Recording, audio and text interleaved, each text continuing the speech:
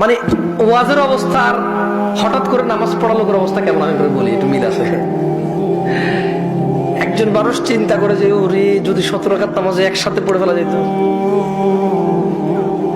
তাহলে একবারে মসজিদে ঢুকে এক ওয়াজে কি 5 ওয়াক্ত শেষ। আচ্ছা, এটা কি সম্ভব? এই ওয়াজ আয়োজক আর ওয়াজের শ্রবণকারীরা পুরো বছর 365 দিন চিন্তা করে, আর ভাই আজকে আসি যা বলার বল, সব সহ্য করবো, আগামী তুই 364 দিন আর পাবি না। মানে খুতবায় আমি যাবো না জুমার, আমি রুকুতে যাবো। প্রথম রাকাতের রুকু পাইলে ওকে, না পাইলে পরের রাকাত তো পাইছি, মানে জুমা পাইছি, এক রাকাত নিজে পড়ে নেব। আজকে আমার পাইছো, যা খুশি বল, যা খুশি কর ভাই, আমি আসি। কালকে ছেলেবেলে স্কুলে যাবে না বলবো, আমাদের এখানে মাহফিল ছিল তো, হুজুর অনেক পর্যন্ত মাহফিল করেছে ঘুম থেকে। ইমাম সাহেব কমপ্লেন দেবে, কি ব্যাপার প্রতিদিন আমরা মানুষই 60 জন, আজকে মাত্র ইমাম আর মুয়াজ্জিন আমি 2 জন, হইতে পারে মুয়াজ্জিনই মিস করবে আজকে, হইতে পারে। ইমাম এসে দেখবে যে কেউ নাই, হইতে পারে ইমাম চিন্তা করে লাইট বন্ধ করে ঘরে যায় নামাজ পড়ে ফেলবে। হাসতেছেন কেন আপনি ভাই?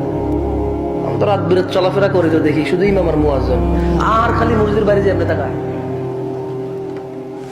একজন মুসল্লির অপেক্ষা, মানে ইমাম মুয়াজ্জিন 2 জন, একজন মুসল্লির অপেক্ষায় এক জায়গায় গেছি একবার। সলাতের টাইম ওভার অলরেডি, মানে সূর্য উঠে যাবে বা আলো হয়ে যাচ্ছে প্রচুর। ওই এক ভদ্রলোক মুরব্বী, এর হাত একটু অসুস্থ ছিল ওনার, তো বারবার যায় খালি বারান্দা দেখে, বারবার যায় খালি বারান্দা দেখে। তো আমি বললাম, আমি 2014 সালের কথা বলতে চাই, প্রায় কত সাল, এখনকার অবস্থা আরো খারাপ হতো আমি জানি না, বা আরো ভালো জানি না। পর আমি বললাম যে দাদা নামাজ পড়াবেন না? বারবার বারান্দা, সুন্দর করে বলছি, বারবার বারান্দা যায় কি দেখেন? উনি বলে যে ইউ, আমাদের আঞ্চলিকতা বলছে ইউ সাইনে আরোগ্য মানুষ আইনি। ওর ওই কথার মধ্যে প্রচুর দরদ ছিল ভাই, বিশ্বাস করেন। একজন ইমাম আর মুয়াজ্জিন বারবার যা বারান্দা তাকাচ্ছিল, খালি আর একজন আসে কিনা, কয়জন আসে কিনা,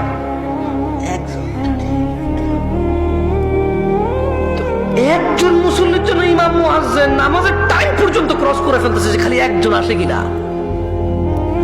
এই হলো আমাদের ইসলামের সামাজিকতা, এই হলো